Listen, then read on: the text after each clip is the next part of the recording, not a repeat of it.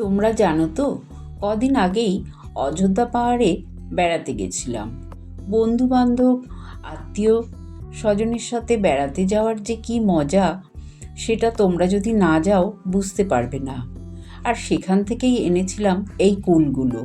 আর রাস্তার দুধারে চারিদিকে যেমনি পলাশ, শাল, সেগুন, এছাড়া সজনে ফুল গাছে একেবারে ভরে রয়েছে। নমস্কার বন্ধুরা, কল্পনা রসনা ঘরে সবাইকে স্বাগত। আজকে শেয়ার করব আমরা যে অযোধ্যা পাহাড়ে বেড়াতে গেছিলাম তার কিছু মুহূর্ত, আর কুল, সজনে ফুল দিয়ে দুটো রেসিপি।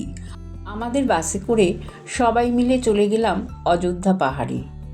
সকাল সকাল পৌঁছে গেছিলাম। আমরা তো রান্নার লোক সঙ্গে করে নিয়েই গেছিলাম। উনি যতক্ষণে রান্না করছিলেন আমরা ততক্ষণে স্নান সেরে সবাই ফ্রেশ হয়ে লাঞ্চ করে তারপরে আমরা পাহাড়ে ঘুরতে গেলাম। লাঞ্চে ছিল সাদা ভাত, ডাল, আলু ভাজা, মাছের কালিয়া, চাটনি। খাওয়া দাওয়া করে সেখান থেকে আমরা ছোট গাড়ি ভাড়া করে পাহাড়ের উদ্দেশ্যে চললাম। প্রথমেই গেলাম দুর্গা মন্দির, শিব মন্দিরও আছে ওখানে। এই মা দুর্গার হাতের যে প্রদীপটা জ্বলছে, বহু বছর ধরে প্রদীপটা এইভাবেই জ্বলছে, এতে শুধু ঘি দেওয়া হয়। সবাই এখানে একটু ছবি তুললাম। আর আমার কর্তামশাইও ভালোই মুডে ছিল, বেশ অনেক ছবিও তুলল। এটা দেখো সীতাকুণ্ড। এই সীতাকুণ্ডের যে জলটা দেখছো, এটা সবসময় ওই রকম টকবক করে যেমন জল ফোটে সেই রকম সবসময়ই দেখা যায়।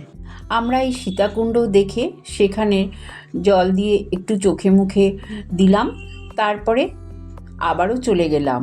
এটা হলো লোয়ার ড্যাম। লোয়ার ড্যাম দেখতে দেখতে চলে গেলাম আপার ড্যামে। সেখানে গিয়ে সবাই মিলে কিছু ছবিও তুললাম। তারপরে চলে গেলাম চাঁদের পাহাড়ে। আরে না না, এটা হলো মার্বেল লেক। বলে এখানেই নাকি চাঁদের পাহাড়ের শুটিং হয়েছে। দেখো কত সুন্দর দেখতে এই লেকটা, সত্যি অসাধারণ এই জায়গাটা। না দেখলে তোমরা বুঝতেই পারবে না। আর গাড়িতে যেতে যেতে এত ভালো ভালো জায়গা দেখছিলাম, সিনারিগুলো এত ভালো লাগছিল কি বলবো। তারপরে চলে গেলাম ঝর্ণা দেখতে। ঝর্ণাটা অনেকগুলো সিঁড়ি ভেঙে নিচে নামতে হবে, সেই জন্যে আমরা এই ওপরেই দাঁড়িয়ে দাঁড়িয়ে ঝর্ণার শোভা দেখছিলাম। আর এই জায়গাটা দেখো, এত সুন্দর ভিউটা, মনে হচ্ছে যেন কোনো দ্বীপের মধ্যে আমরা দাঁড়িয়ে আছি। আর দূর থেকে গাছগুলোকে দেখে মনে হচ্ছে এতটাই ছোট ছোট যে সেখানে একটু ফটোও তুলে নিলাম। সব শেষে চলে গেলাম মুখোশ গ্রামে। নানান রকম মুখোশ বিক্রি হচ্ছে। যেই মুখোশগুলো পরে ছৌ নাচ করে সেই রকম মুখোশ, এছাড়া বিভিন্ন দেবদেবীর মুখোশও পাওয়া যায়। পুরুষ মহিলা সবাই মিলেই এই কাজগুলো করে। এখান থেকেই আমরা কেনাকাটা করলাম। তারপরে আবার হোটেলে ফিরে আসলাম। কিছুক্ষণ রেস্ট নিয়ে আবার সন্ধেবেলায় বানানো হয়েছিল চা, কফি, চিকেন পাকোড়া। সবাই মিলে সন্ধেবেলায় একটু খাওয়া দাওয়া করে চলে গেলাম ছৌ নাচ দেখতে। এতদিন তো টিভিতেই দেখেছি, কিন্তু সামনে থেকে যে এত সুন্দর লাগে তোমাদের কি বলবো।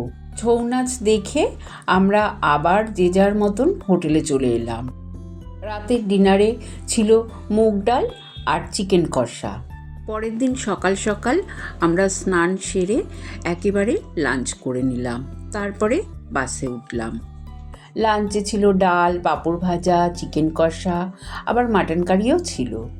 সবাই ভীষণ জমিয়ে লাঞ্চ করলাম। যেহেতু ব্রেকফাস্ট করিনি, 11টার মধ্যে আমাদের হোটেল ছাড়তে হবে, তাই এবার হোটেল ছেড়ে আমরা বেরিয়ে পড়লাম কলকাতার উদ্দেশ্যে।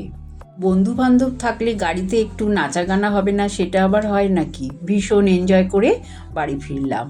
পুরুলিয়া থেকে যে কুলগুলো এনেছিলাম, এই কুলগুলো গাছের তলা থেকে কুড়াতে কুড়াতে আমার ছোটোবেলার কথা ভীষণ মনে পড়ছিল। কুলগুলো ভীষণ টেস্টি ছিল। কুলের চাটনি তোমাদের সাথে শেয়ার করছি। আমি 2 চামচ তেল দিয়ে 5 ফোড়নে দিয়ে দিলাম কুলগুলোর বোটাগুলো কিন্তু আমি ছাড়িয়ে রেখেছিলাম। তারপরে পরিমাণ মতন জল দিয়ে দিলাম, স্বাদ অনুযায়ী নুন, 1/2 চামচ হলুদ গুঁড়ো দিয়ে ভালো করে ফুটিয়ে নিলাম। কুলগুলো যেহেতু নরম ছিল, তাই চিনিটা সঙ্গে সঙ্গেই দিয়ে দিলাম। পরিমাণ মতন চিনি দিয়ে ভালো করে চাটনিটা ফুটিয়ে নিলাম। এই চাটনিটা না ভাতের শেষ পাতে চুমুক দিয়ে খেতে ভীষণ ভালো লাগে। আর এই সজনে ফুল রাস্তার দুধারে এত ফুটে উঠেছে, গাছগুলো পুরো সাদা হয়ে গেছে। সজনে ফুলের একটা রেসিপি তোমাদের দেখিয়ে দিচ্ছি। কালো জিরে সর্ষের তেলের মধ্যে ফোড়ন দিয়ে আমি পেঁয়াজ কুচানো আর সরু সরু লম্বা করে বেগুন আর মিষ্টি আলু একটা কুচিয়ে রেখেছিলাম দিয়ে দিলাম। স্বাদ অনুযায়ী নুন আর হলুদ দিয়ে দিলাম। মিষ্টি আলু, বেগুন আর পেঁয়াজটা একটু ভাজা ভাজা করে নেব। কাঁচা লঙ্কাও দিয়ে দিলাম দুটো চিড়ে। ভাজা ভাজা হয়ে গেলে আগে থেকেই সজনে ফুলগুলো ভাপিয়ে রেখেছিলাম দিয়ে দিলাম। সজনে ফুলগুলো দিয়ে ভালো করে নাড়াচাড়া করে নেব। এর মধ্যে আর নুন লাগবে না, আমি যা নুন দিয়েছি তাতেই হয়ে যাবে। আর মিষ্টি তোমরা একটু দিতে পারো, আমি দিলাম না যেহেতু মিষ্টি আলু দিয়ে ভাজছি। এবার ভাজা ভাজা হয়ে গেলে একটু বড়ি ভেজে তুলে রেখেছিলাম, বড়িগুলোকে ভেঙে দিয়ে দিলাম। গরম ভাতে এটা খেতে না ভীষণ ভালো লাগে।